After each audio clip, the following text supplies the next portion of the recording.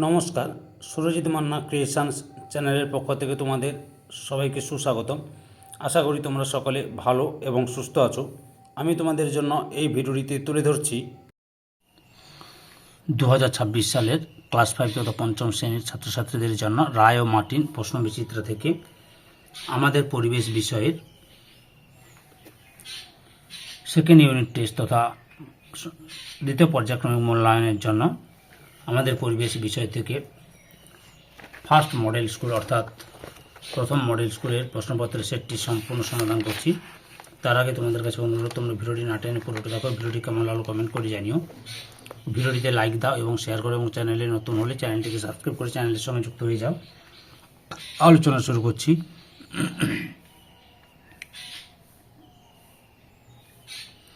207 নম্বর পেজের first model school Alipurduar MC William high school HS এই স্কুলের প্রশ্নপত্রের সেটটি সম্পূর্ণ সমাধান করছি। তোমরা পুরো ভিডিওটি লক্ষ্য করো। একে দেখে সঠিক উত্তরটি নির্বাচন করো। 1.1 এক সিংহ গন্ডার দেখা যায়। অপশান গয়ে জলদাপাড়ায়।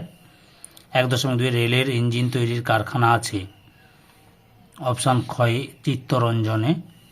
1.3 অর্কিডের জন্য বিখ্যাত শহর। অপশান কয়ে কালিম্পং। 1.4 ঝিনুক দিয়ে মূর্তি গড়ে। অপশান ঘয়ে দীঘায়। 1.5 প্লেগ রোগীদের সেবা করেছেন। অপশান ঘয়ে ভগিনী নিবেদিতা। 2 দাগে শূন্যস্থান পূরণ করো যে কোনো 5টি। 2.1 গঙ্গা হলো ড্যাশ নদী নিত্যবহ। 2.2 দ্বারকেশ্বরের দক্ষিণে ড্যাশ নদী গিয়েছে শিলাবতী।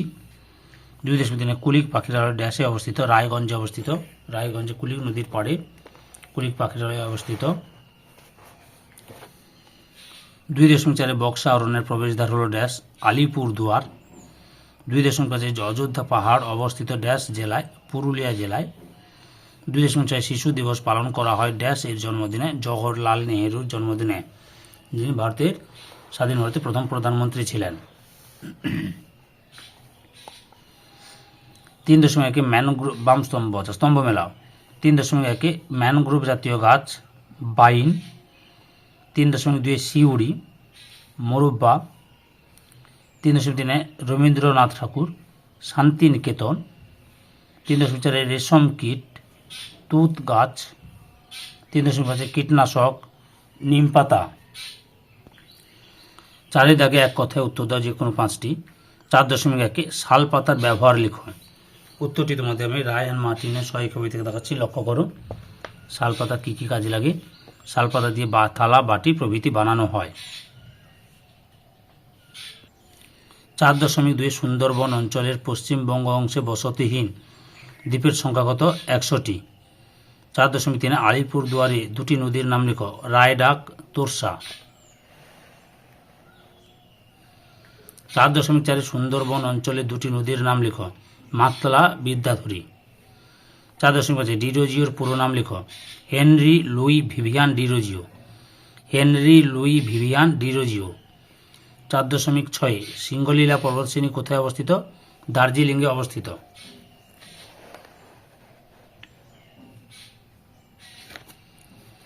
5 দাগে নিচের প্রশ্নগুলির সংক্ষেপে উত্তর দাও যে কোনো 5টি। 5.1 পশ্চিমবঙ্গের সবচেয়ে উঁচু পর্বতশৃঙ্গের নাম লিখো। এর উচ্চতা কত? উঁচু পর্বতশৃঙ্গের নাম হচ্ছে সান্দাকফু। এর উচ্চতা 3630 মিটার। তার 5.2 রয়েছে হারভেস্টার কি? এর ব্যবহার লেখো। উত্তরটি রায় অ্যান্ড মার্টিনের সহায়ক বই থেকে দেখাচ্ছি। 184 নম্বর পেজে রয়েছে।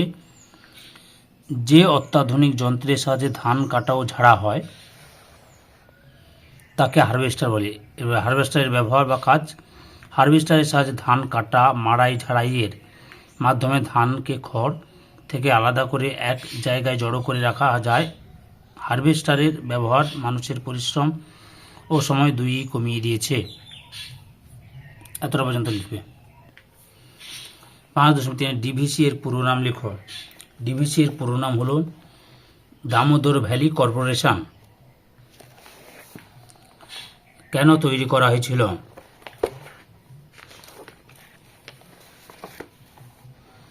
যে ডিভিসি গঠন করা হয়েছিল কেন? বন্যা বন্ধ করা ও বর্ষার সময় অতিরিক্ত জল ধরে রেখে অন্য সময় জলসেচের ব্যবস্থা করার জন্য ডিবিসি গঠন করা হয়েছিল। 5.4 নিত্যবহ নদী বলতে কি বোঝো? উত্তরটি দেখো, নিত্যবহ নদী কাকে বলে? যে সমস্ত নদী বরফ গলা জলে পুষ্ট, সারা বছর নদীতে জল থাকে এবং নৌ পরিবহনযোগ্য, সেই সমস্ত নদীকে বলা হয় নিত্যবহ নদী, যেমন গঙ্গা, জলঙ্গি ইত্যাদি। এরপরে রয়েছে 5.5 গঙ্গা নদীর গতিপথ লেখো। উত্তরটি দেখো, গঙ্গা নদীর গতিপথ এই যে এখান থেকে শুরু করবি। ভারতবর্ষের দীর্ঘতম এবং প্রধান নদী হলো গঙ্গা। গঙ্গা উত্তরাখণ্ডে হিমালয়ের গঙ্গোত্রী হিমবাহের গৌমুখ গুহা থেকে উৎপন্ন হয়ে উত্তরপ্রদেশ, বিহারের মধ্য দিয়ে প্রবাহিত হওয়ার পর মুর্শিদাবাদের কাছ থেকে একটি শাখা পদ্মা নামে বাংলাদেশে প্রবেশ করেছে এবং অপর একটি শাখা ভাগীরথী হুগলি নামে পশ্চিমবঙ্গের মধ্য দিয়ে বঙ্গোপসাগরে মিশেছে। এতটা পর্যন্ত লিখবে। 5.6 লুপ্তপ্রায় মাছ কাকে বলে? উদাহরণ দাও। উত্তরটি দেখো, লুপ্তপ্রায় মাছ কাকে বলে? যে সমস্ত মাছের সংখ্যা কমে গেছে এবং তাদের সংরক্ষণ না করলে ভবিষ্যতে চিরতরে বিলুপ্ত হয়ে যাবে তাদের লুপ্তপ্রায় মাছ বলে। যেমন খলসে, ন্যাদোস, সরপুঁটি, খরশুলা ইত্যাদি হলো লুপ্তপ্রায় মাছ। ধৈর্য সহকারে সম্পূর্ণ ভিডিওটি দেখার জন্য তোমাদের সবাইকে অসংখ্য অসংখ্য ধন্যবাদ। আজকে এই পর্যন্ত, পরবর্তী ভিডিওতে আবার দেখাবে। Tata, bye bye.